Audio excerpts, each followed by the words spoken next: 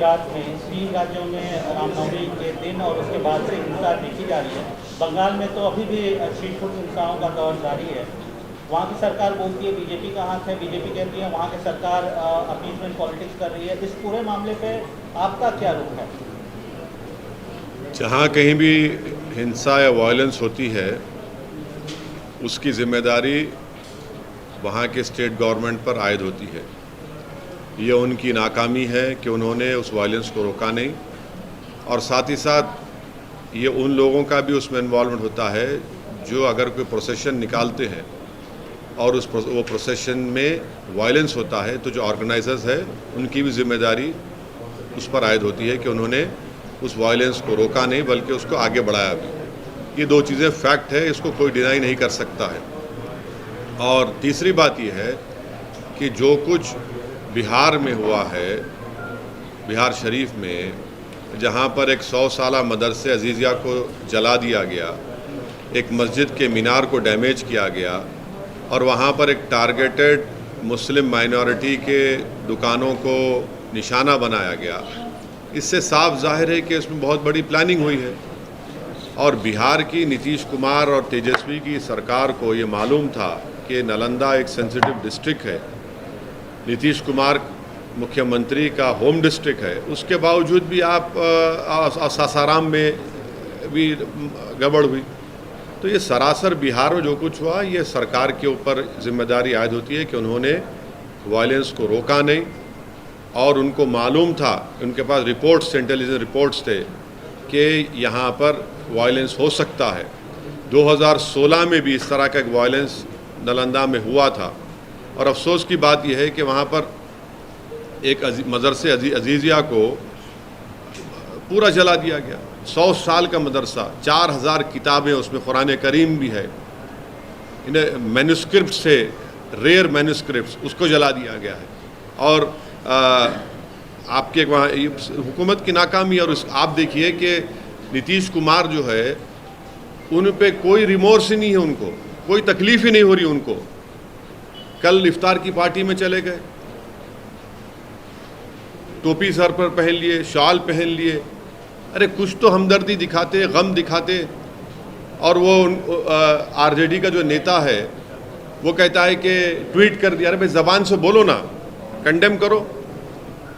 तो ये पूरी खुली साजिश है कि बीजेपी इस तरह से ये जो राइट हुआ है बिहार में, उसके ज़रिए से वो अपना कंसोलिडेशन करना चाहते हैं। और नीतीश कुमार और तेजस्वी यादव ये चाहते हैं कि मुसलमानों को बिहार के हमेशा उनके दिलों में खौफ पैदा कर दिया जाए। तो सुनिए, ट्वीट से काम नहीं होगा। आप सत्ता में हैं, आप मंत्री हैं, आप पावर शेयर कर रहे हैं, क्यों नहीं अभी तक आप और आपके चचा जाकर उस जगह का इंस्पेक्शन करते, उस मदरसे अजीज़िया का, उस मस्जिद को जलाने की कोशिश की गई थी? क्यों नहीं आपकी सरकार ने अब तक कंपनसेशन का ऐलान किया? क्यों नहीं अभी तक आपने उन पुलिस वालों के खिलाफ एक्शन लिया जिनकी मौजूदगी में वायलेंस हुआ? क्यों नहीं आप ये अरेस्टिंग जो लोग किए कर रहे हैं? ये तो इनकी नाकामी है, बिल्कुल सरासर इनकी नाकामी है, और हम कंडेम करते हैं। और देश के होम मिनिस्टर बोलते हैं कि उल्टा लटका देंगे अगर उनकी सरकार होती। तो फिर वडोदरा में क्या हुआ? उल्टा लटका देंगे तो कर्नाटका में इदरीस पाशा को जिसने मारा उसको उल्टा लटकाएंगे होम मिनिस्टर साहब। कर्नाटका में आपकी सरकार है ना, आपका मुख्यमंत्री है। इदरीस पाशा को रामनगर डिस्ट्रिक्ट से किडनैप करके 20 लाख रुपये रैंसम पूछा गया, 20 लाख रुपये, और नहीं देने की बुनियाद पर उसको आप मॉबलिज कर दिए, उसको उल्टा लटकाएंगे। जुनैद नसीर को हरियाणा में मार दिए ले जाकर, क्या होम मिनिस्टर अमित शाह उन जो मारने वालों को उल्टा लटकाएंगे? ये कौन सा ये बात करते हैं?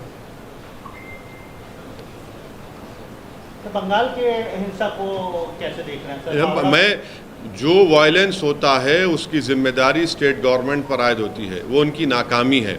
और जो प्रोसेशन निकालते हैं उन पर भी जिम्मेदारी आयद होती है कि उनका प्रोसेशन निकाला गया, उनकी भी जिम्मेदारी होती है कि वायलेंस को ना होने दें। ममता बनर्जी ने ये बोला है सर कि जहाँ से प्रोसेशन निकलता है वो मुस्लिम इलाके में नहीं जाए, और उन्होंने ये भी बात कही है कि सेंटर से लोग आए थे, 5 स्टार होटल में रुके थे और उन्होंने पूरी साजिश रची है। तो आप क्या सो रहे थे? होटल में रेड मारना था, आप उनको उठाना था होटल से उनको।